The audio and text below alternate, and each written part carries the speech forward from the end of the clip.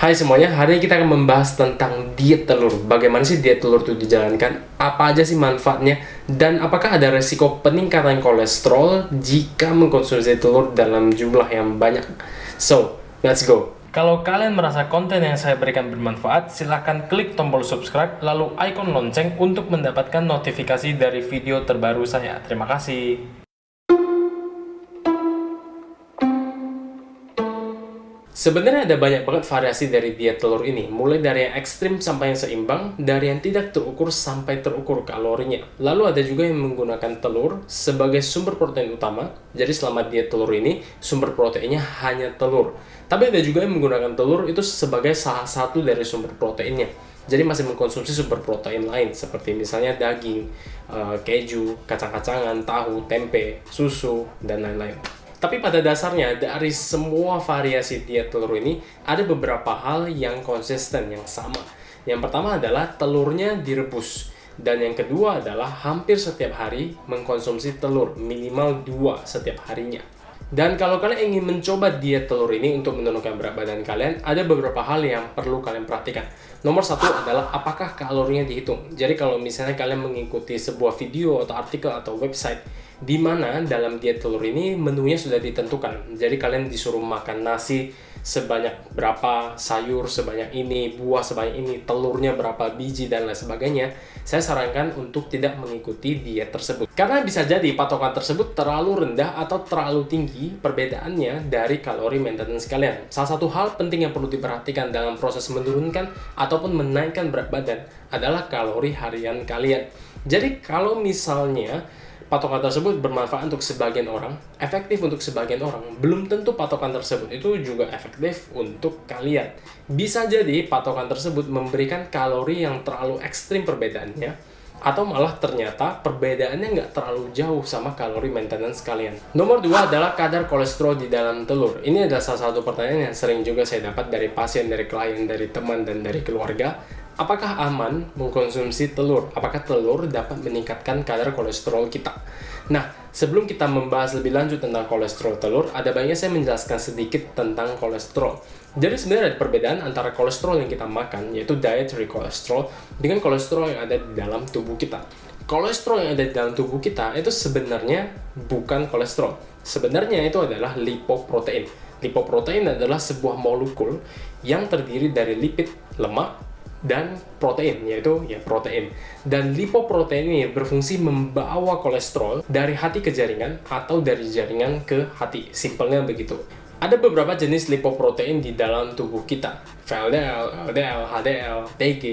Yang akan kita bahas di video ini adalah LDL dan HDL. LDL ini yang biasanya disebut sebagai kolesterol jahat, sedangkan HDL yang biasanya disebut sebagai kolesterol baik.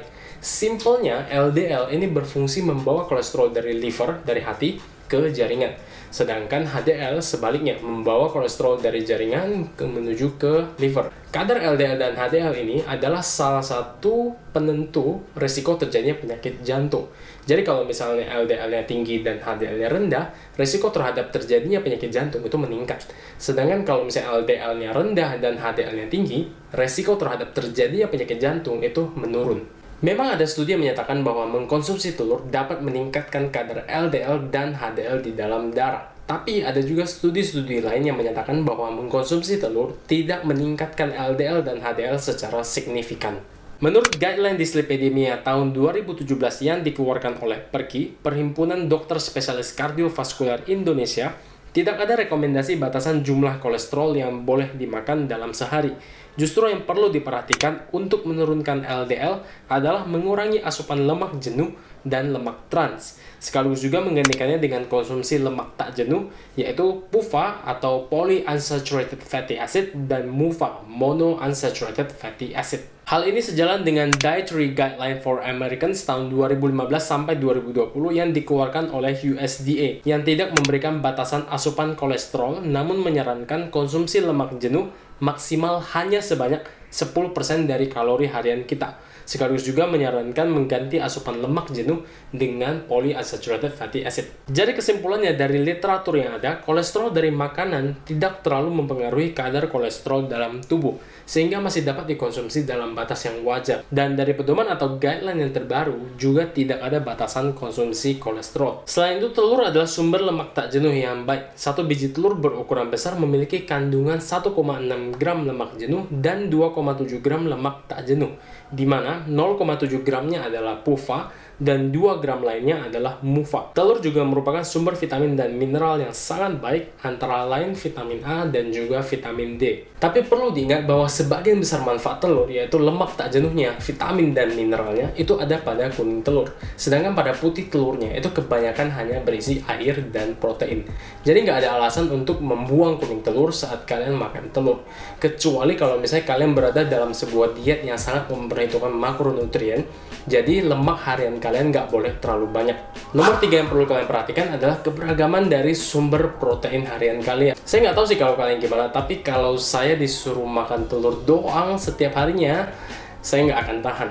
Dan seperti yang sudah sering saya bilang, salah satu ciri dari diet yang baik adalah diet yang bisa kalian nikmati. Jadi kalau misalnya kalian makan telur doang setiap harinya, terus kalian bosen, dan takutnya kalian nggak akan bisa bertahan lama dengan diet tersebut. Tapi kalau misalnya telur digunakan sebagai salah satu sumber protein kalian, jadi ada sumber protein lain dari daging, kacang-kacangan, tempe, tahu, susu, ya nggak ada masalah.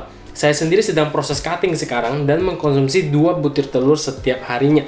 Karena telur adalah salah satu sumber protein yang paling murah dan paling mudah untuk diolah. Jadi sebagai penutup, kalau kalian mau mencoba diet telur ini, pertama-tama pastikan dulu kalian berada dalam keadaan sehat dan bisa ikut program defisit kalori. Yang kedua, hitung dulu jumlah kalori harian yang kalian butuhkan. Lalu setelah itu sesuaikan jumlah telur yang perlu kalian makan dengan kebutuhan kalori harian kalian. Sampai sekarang sih belum ada penelitian yang meneliti jumlah maksimal telur yang boleh dimakan dalam waktu 1 hari.